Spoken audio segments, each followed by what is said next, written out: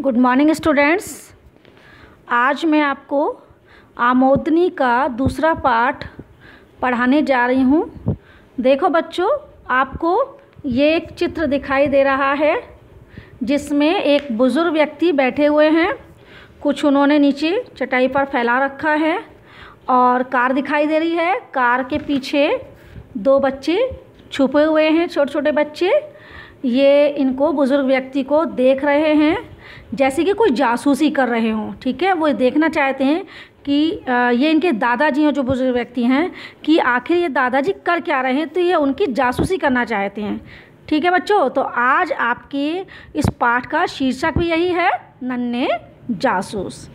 ठीक है, तो इसमें रोहन और हेमा नाम के दो बच्चे हैं जो स्कूल से आकर के जैसे ही घर में आए हैं अंदर, तो उन्होंने देखा है कि बाहर के आंगन में एक चटाई पर उनके दादाजी बैठे हुए हैं। वो किसी काम में बहुत मग्न हैं, यानी कि बहुत अच्छे तरीके से लगे हुए हैं, काम में खोए हुए हैं। ठीक है, और तो वो उन्हें देख करके वहीं पर रुक जाते हैं बच्चे। ठीक है, हेमा जो है रोहन से कुछ कहना चाहती है, तो रोहन जो उसे चुप रहने का इशारा करता है कि चुपचाप रहो, और हम देखते हैं कि दादाजी क्या करेंगे। तो दोनों दादाजी को ये देखने के लिए कि वो क्या कर रहे हैं, दादाजी चटाई पर बैठकर वो कार के पीछे छुप जाते हैं। ठीक है, वहाँ से वो ये देखते हैं कि जो दादाजी हैं वो डस्टबिन मीन्स होता है कि जहाँ हम कूड़ा वगैरह डालते हैं, उस डिब्बे को हम डस्टबिन बोलते हैं। तो डस्टबिन का जितना भी कचरा था, कूड़ा था, उसको एक अखबार के ऊपर उन्होंने डाल रखा था पलट करके, और उसमें से कुछ सामान बीन के निकाल रहे थे और उनको एक स्टील की प्लेट में रख रहे थे। ठीक है, उन्होंने डस्टबिन को वहीं पर लुढ़का रखा था। तो हेमा ने धीरे से पूछा कि दादाजी यह क्या कर रहे हैं। ठीक है, तो उसने रोहन से पूछा था, तो रोहन धीरे से कहता है कि शायद कचरे में से ऑल पिन बिन रहे, ऐसा लग रहा है। ठीक है, तो प्लेट में ऑल पिन गिरने से हल्की सी खन खन की आवाज़ आ रही थी। फिर बच्चों ने देखा कि दादाजी जो पुरानी कॉपियों के फटे हुए पन्ने थे वो भी उठा रहे हैं, उनको एक के ऊपर एक तह करके लगा रहे थे। हेमा ने चाहा कि वो दादाजी से जाकर पूछे कि आखिर वो क्या करना चाह रहे हैं, ये ऐसा क्यों कर रहे हैं, पिने क्यों बिन रहे, कॉपियाँ क्यों ले रहे हैं, लेकिन रोहन ने उसे मना कर दिया। ठीक है, उसने कहा नहीं, आज हम दादाजी से कुछ नहीं पूछेंगे, बल्कि हम दादाजी को छुप छुप कर देखेंगे कि दादाजी ऑल पिन और पुराने पन्नों का क्या करते हैं। ठीक है, रोहन ने देखा कि दादाजी जो थे वो डस्टबिन के उस कचरे में से स्टेपलर के पिन के बचे हुए टुकड़े भी प्लेट में रख रहे थे। दोनों बच्चे धीरे से कमरे के भीतर आ गए। ठीक है, ऐसा लग रहा था जैसे कि उन्होंने किसी ने भी उनको कुछ नहीं देखा है और आज वो जासूसी दादाजी की ज़रूर ही करेंगे। खाना खाने के बाद दादाजी अपने कमरे में गए और पुरानी कॉपियों के जो फटे पुराने कपड़े उन्होंने पन्ने इकट्ठे किए थे उस डस्टबिन से, उनको कैंची से काट करके उन्होंने अच्छे आकार में बना लिए, सुडोल आकार में, और चौकोर आकार बना करके उन्होंने उसको क्या किया, कॉपी का रूप दे दिया। ठीक है, अब उधर बच्चों ने क्या किया था, दादाजी के जो कमरा था उसकी खिड़की के पास जाकर खड़े हो गए और वहाँ जहाँ से उन्हें दादाजी दिखाई देने चाहिए क्या कर रहे हैं, और इधर उधर की बातें करते रहे वहाँ खड़े होके, कभी स्कूल की, कभी अपने दोस्तों की, जिससे कि दादाजी को ये ना लगे कि वो उन पर निगरानी रख रहे हैं या उनकी जासूसी कर रहे हैं। 1 घंटे तक वो ऐसे ही उन्होंने उनको देखते रहे। इतने में ही उनके दादाजी ने 8-10 कॉपियाँ बना लीं। अब दोनों बच्चे ये जानना चाहते थे कि दादाजी ने कॉपियाँ तो बना ली, अब दादाजी कॉपियों करेंगे क्या। ठीक है, क्योंकि जो फटे पुराने कागज़ होते हैं वो तो कचरे में जब डाल दिया जाता है तो नगर पालिका की गाड़ी आती है, उसमें डल जाते हैं। फिर दादाजी ने ऐसे कागज़ क्यों निकाले और वो उनका क्या काम करेंगे। पूरा दिन उन्होंने इसी तरीके से दादाजी की निगरानी की, जासूसी की। शाम को जब दादाजी घूमने के लिए निकले तो उन्होंने देखा कि दादाजी ने वो छोटी छोटी कॉपियाँ एक थैले में रख ली हैं, उसके साथ ही कुछ चौक के टुकड़े, पेंसिल के टुकड़े सब रख लिए। अब दादाजी चलते जा रहे थे और वो बच्चे जासूसी करते हुए पीछे पीछे जा रहे थे। उन्होंने देखा कि दादाजी धीरे धीरे झोपड़पट्टियों की तरफ मुड़ गए और एक झोंपड़ी के सामने आकर रुक गए।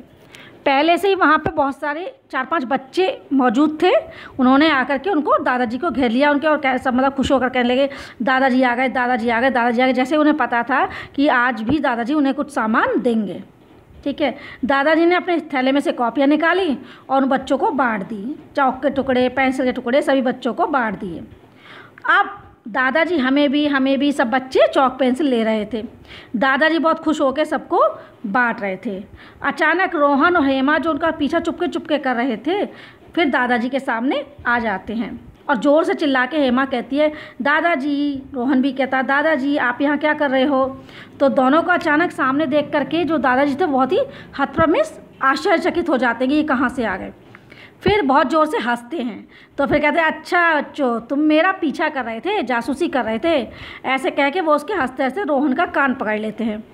ठीक है, तो वो कहते हैं बच्चों से, बच्चे कहते हैं दादाजी से, दादाजी हम लोग ये जानना चाहते थे कि आप जो कूड़े में से ये कचरे को एकत्रित कर करके आप जो इकट्ठा कर रहे हो उसका क्या करोगे। ठीक है, ये कचरा तो बाहर फेंकना चाहिए, आप क्या करते हो। लेकिन आज आपकी पोल खुल गई। दोनों बच्चों ने इस तरीके से बोला। ठीक है, तो वो बोले नहीं बेटा, दुनिया में हर चीज़ जो होती है वो कीमती होती है। हम जो सामान बेकार समझ के फेंक देते हैं, दुनिया में बहुत सारे इतने बच्चे हैं जो उनके काम आ सकती हैं वो चीज़ें। ऐसे कितने बच्चे हैं जिनको सामान बाज़ार से वो खरीद नहीं सकते। तो यदि हम इस तरीके से बेकार पड़ी हुई चीज़ों को उनके योग्य बना करके दे दें तो क्या होता है, वो भी काम में आ सकती हैं। जैसे बूंद बूंद अगर भरते हैं तो हम सागर भर सकते हैं। इसी तरह फेंके जाने वाले सामान से जाने वाले कितने बच्चों का भविष्य बन सकता है। जैसे जब हम मकान बनाते हैं तो क्या होता है, एक एक ईंट को ही तो जोड़ते हैं तभी तो मकान बनता है, तिनके तिनके से ही तो जोड़ते हैं तभी तो रस्सी बनती है जो बड़ी बड़े वजनी सामान को उठा लेती है। इसी तरह छोटी छोटी बेकार की समझे जाने वाली चीज़ों को यदि देश दुनिया के जो लोग हैं अगर उसको ईमानदारी से उठाकर और ज़रूरतमंद बच्चों के लिए यूज़ करें तो बहुत कुछ संभव है। रोहन, तुमने जो कॉपियाँ गुस्से में फाड़ दी थी उनको काम लायक बनाकर मैंने बच्चों को बांट दिया। देखो कितने बच्चे खुश हो रहे हैं। स्टेपलर के पिन के टुकड़े मिल गए इन्हें, चौक पेंसिल मिल गई जिन्हें तुम रोज़ फेंकते थे, आज ये इनके काम आ रहे हैं।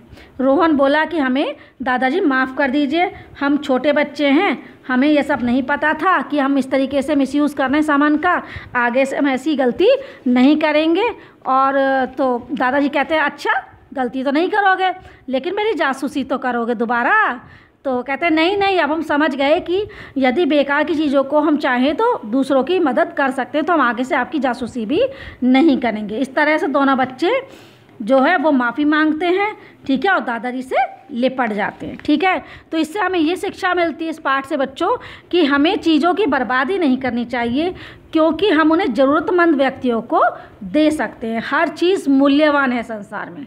ठीक है बच्चों, thank you, have a nice day.